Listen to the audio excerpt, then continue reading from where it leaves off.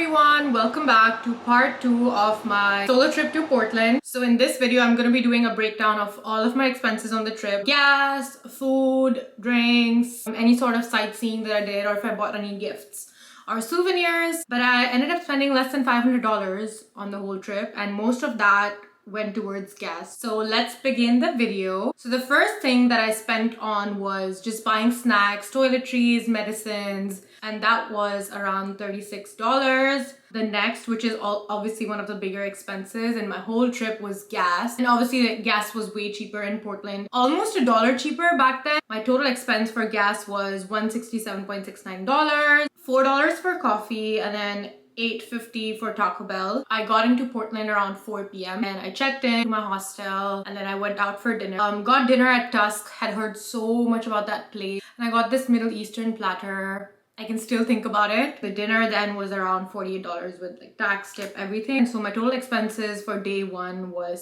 $60.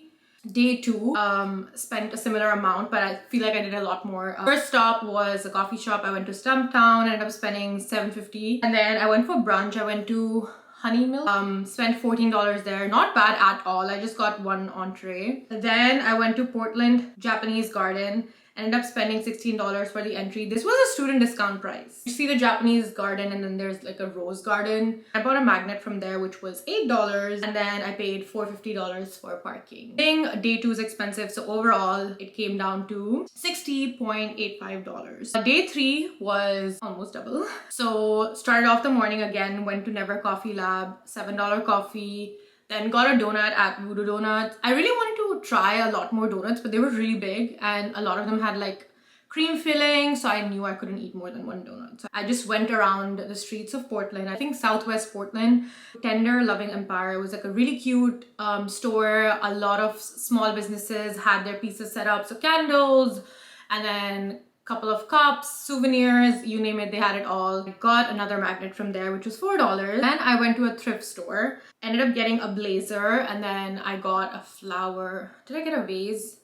And then I got a frame. So 3 things. That was $950. My biggest expense for the day was at the Nike store. It might sound big, but I got 2 pairs of Nikes for $63. Obviously, Portland has Nike headquarters, so everything was super cheap. And then I got a 15% discount because that was the first time I was opening a Nike account. After that, I came back to my hotel, and I wanted to do something naturey, Latourell Falls. And then on the way back, I saw this signboard for like lavender farm. That was the first time I've ever heard of a lavender farm, right? Like, and then I picked up like a mist, which I've still not used. It's in the fridge. I should use it because it was $14. That's not cheap. And then back home again.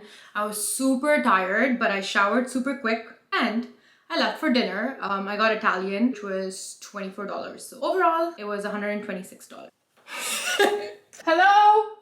Hey, don't tell me I'm making a YouTube video. I'll call you.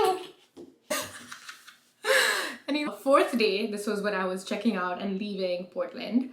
So ended up spending $6 for coffee, driving back, of course, Taco Bell, and then ended the night with In-N-Out.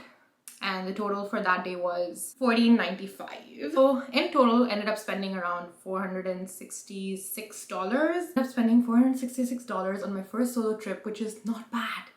So my final thoughts on doing a solo trip. I think it was really difficult only because I started my drive at like 5 a.m. which was brutal, and I didn't get enough sleep. And I remember when I was driving back, even though my drive back was super chill, it was amazing, I remember just telling myself that I'm never doing it again. I was like crying. I was like, why do I not have friends to do this with? Honestly, looking back at it, there were a lot of moments that I really enjoyed. One of them was walking into restaurants and asking for a table for one. I didn't really make a lot of friends in the hostel, all just like in and out doing all of the touristy stuff. But for Labor Day weekend, I really wanted to go and do a solo trip part 2, but I couldn't find a good hostel available in one of the places that I was looking at. I'm gonna be doing a lot more of these. But yeah, my first solo trip was a success. But yeah, hope you all enjoyed this. Bye!